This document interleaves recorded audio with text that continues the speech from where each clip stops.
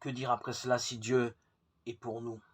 Qui sera contre nous, lui qui n'a pas épargné son propre Fils, mais l'a livré pour nous tous?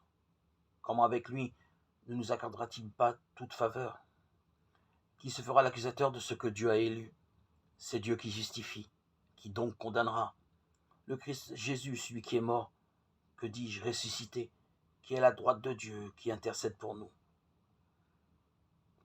Qui nous séparera de l'amour du Christ? La tribulation, l'angoisse, la persécution, la faim, la nudité, les périls, le glaive.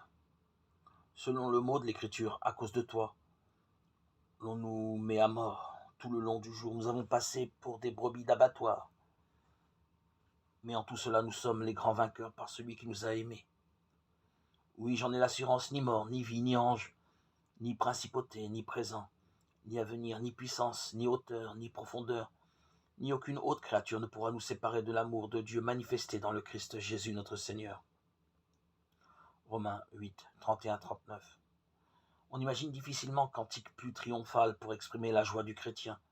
Vraiment, le péché originel et le mal sont vaincus par le Christ, ressuscité pour le bonheur de ceux qui croient en lui. Dans le témoignage de l'apôtre Paul sur la foi de l'Église primitive, l'Épître aux Romains constitue certainement une pièce maîtresse. Ici sont exprimés de façon saisissante les grands thèmes pauliniens.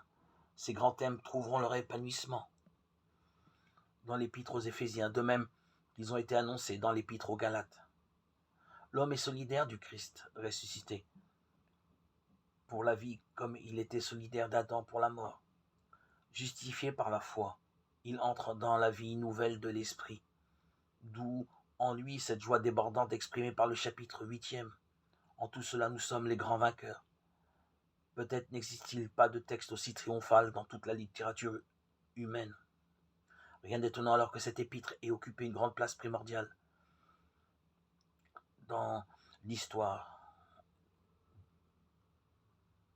du christianisme, et son actualité demeure toujours aussi grande.